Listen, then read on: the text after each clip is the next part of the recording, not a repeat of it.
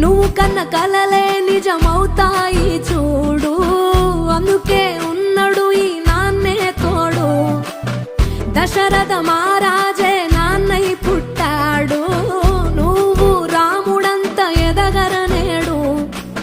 చరితలు ఎన్నడు చూడని మమతల గూడే వీధిరో, సంపద అంటే ఏదో కాదురో, ఇంతకు మించి